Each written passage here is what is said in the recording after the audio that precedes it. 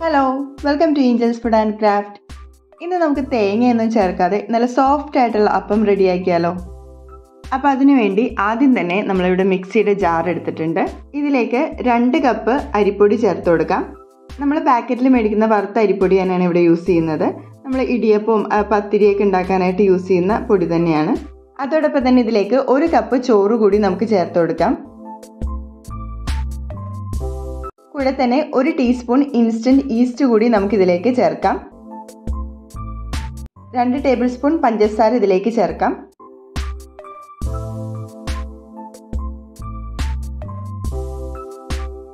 കൂടെ തന്നെ 1 ടീസ്പൂൺ ഉപ്പ് കൂടി നമുക്കിതിലേക്ക് ചേർത്ത് കൊടുക്കാം. ലാസ്റ്റ് ആയിട്ട് 2 കപ്പ് വെള്ളം കൂടി, സാധാ വെള്ളം കൂടി നമുക്കിതിലേക്ക് ചേർത്ത് കൊടുക്കാം.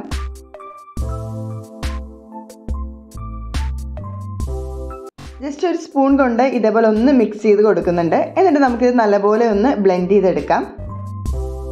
ഇപ്പം നമ്മുടെ അപ്പത്തിൻ്റെ മാവ് ഇവിടെ റെഡി ആയിട്ടുണ്ട്. ഇനി നമുക്കൊരു ഡ്രൈ ആയിട്ടുള്ളൊരു ബൗളിലേക്ക് ചേർത്ത് കൊടുക്കാം.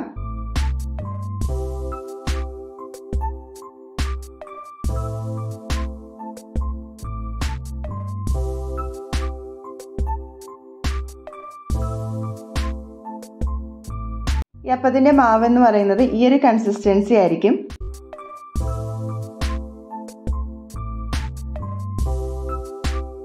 ഏകദേശം 2 മുതൽ 3 മണിക്കൂർ വരെ നമുക്കിതൊന്ന് മൂടി മാറ്റി വെക്കാം. ഇതൊന്ന് പൊങ്ങി വരാനായിട്ടാണ് നമ്മൾ ഇതുപോലെ മൂടി മാറ്റി വെക്കുന്നത്. അപ്പോൾ നമ്മൾ ഇതുപോലെ മൂടി മാറ്റി വെക്കുമ്പോൾ ഇതേപോലെ വെയിറ്റുള്ള എന്തെങ്കിലും സാധനം ഇതിൻ്റെ മുകളിൽ വെക്കുന്നത് നല്ലതായിരിക്കും. ഇതായിപ്പോൾ 3 മണിക്കൂറിന് ശേഷം നമ്മുടെ മാവ് നല്ലപോലെ പൊങ്ങി വന്നിട്ടുണ്ട്. അപ്പോൾ നമുക്ക് നല്ല പെർഫെക്റ്റ് ആയിട്ട് തന്നെ നമ്മുടെ അപ്പത്തിൻ്റെ മാവ് ഇവിടെ പൊങ്ങി വന്നതായിട്ട് കാണാം. നമുക്കിതൊന്ന് മിക്സ് ചെയ്ത് ചേർത്ത് കൊടുക്കാം.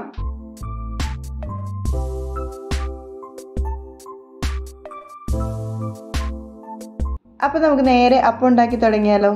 നമ്മുടെ ചൂടാക്കി കിടക്കുന്ന പാനിലേക്ക് നേരെ 1 തവി അപ്പത്തിൻ്റെ മാവ് ചേർത്ത് കൊടുക്കാം. എന്നിട്ട് നമുക്ക് മീഡിയം ഫ്ലെയിമിൽ ഇതൊന്ന് മൂടി വെച്ച് കുക്ക് ചെയ്യാം. നമുക്ക് അപ്പച്ചട്ടിയിലും ഇതേപോലെ തന്നെ റെഡിയാക്കി എടുക്കാനായിട്ട് സാധിക്കും. ഞാനിവിടെ ഒരു പരന്ന പാനിലാണ് ഇതേപോലെ അപ്പം റെഡിയാക്കി എടുക്കുന്നത്.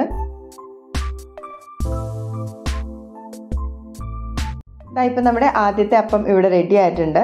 നമുക്കിതൊരു പ്ലേറ്റിലേക്ക് മാറ്റാം. ഇതേപോലെ തന്നെ നമുക്ക് ബാക്കിയുള്ളതും റെഡിയാക്കി എടുക്കാം.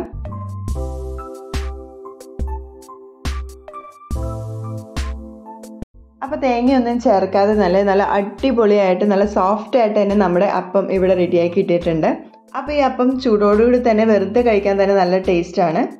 ചിക്കൻ കറിയോ പൊട്ടറ്റോ സ്റ്റൂ അല്ലെങ്കിൽ മുട്ട റോസ്റ്റിൻ്റെ ഒപ്പം നല്ല അടിപൊളി കോംബോയാണ്. ഞാനിവിടെ മുട്ട റോസ്റ്റിൻ്റെ ഒപ്പമാണ് കഴിച്ചത്. നല്ല അടിപൊളി ടേസ്റ്റ് ആയിരുന്നു.